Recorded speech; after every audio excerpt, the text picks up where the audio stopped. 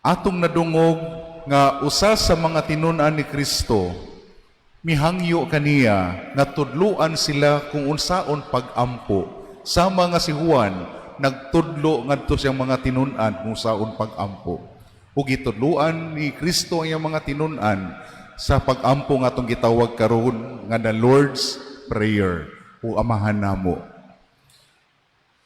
Mga igsoon,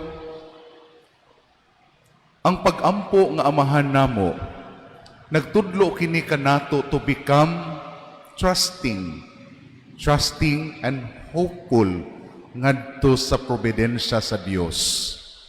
Nga ang amahan namo nagtudlo kanato kung unsaon pagpalawom sa tong pagtuo ngadto sa Dios. Sa mapananditan sa unang linya diha sa tong ebanghelyo, Amahan, simbahon untang imong ngalan, maghari ka unta kanamo. Simbahon ang iyang ngalan, balaanon ang pangalan sa Dios. Kining atong mga pag-ampo, kining atong pagsimba, kining atong debosyon, dili ni siya makapapuno sa pagka-Diyos sa Dios. Dili ni siya makapapuno sa pagka-Diyos sa Ginoo. Bisan pa og muundang ta sa pag-ampo, bisan pag usaon na itong pag-ampo ng igsoon, ang Ginoo magpadayon gyapon siyahang pagka-Dios. Dili makuhaan iyahang pagka-Dios, dili pud mapunan kung magbuhat tag sala o mag-ampo tag pagmayo. Ang Dios magpabilin siyang pagka-Ginoo. Apan sa unsam dayni nganong nagbuhat pamanta ningon ani, nganong nagampo pamanta, nganong musimba pamanta, nganong magdebosyon pamanta. Ato kining gibuhat mga igsuon alang sa tong kaugalingon nga mas mapalawman pa nato ang atong pagtuo sa Dios, nga mahulma unta, we can be transformed by our prayer. The more we pray, the more we become transformed according sa plano sa Dios dinhi kanato. Usahay manggod sa tong mga pag-ampo mga igsoon, if you try to notice, we try to change the mind of God.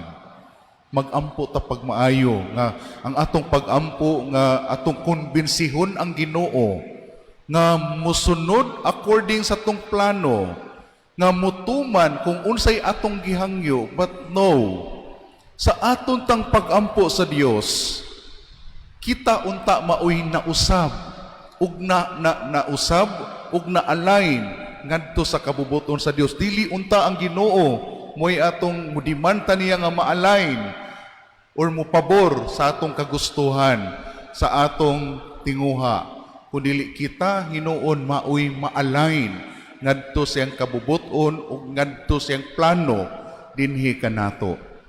Kung mao kanang amahan namo, ang Ginoo wala na siya ang pangalan sa Ginoo bisag unsaon pa nato pagampo, huli na daan, balaan na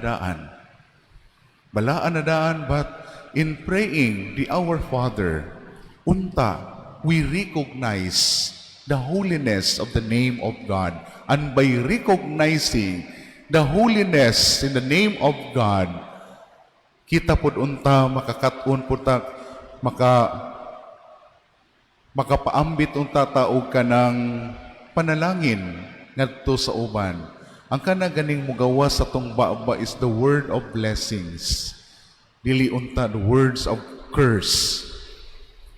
Kusog ba kay ang dili masigutanan, but ang uban kanato, instead nga mugawas sa tong baba mga panalangin, ang nigawas sa mga baba mga pamalikas. Munta na to ang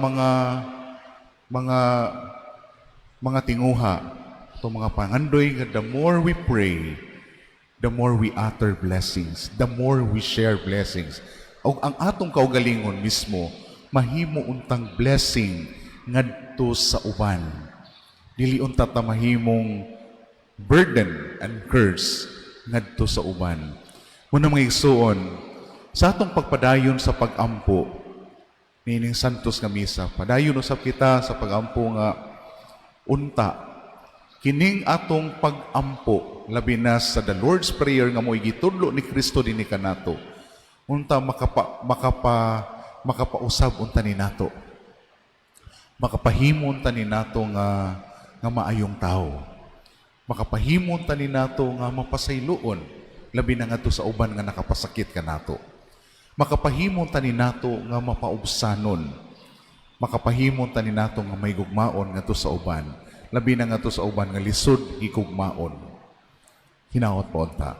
Palihog manindog.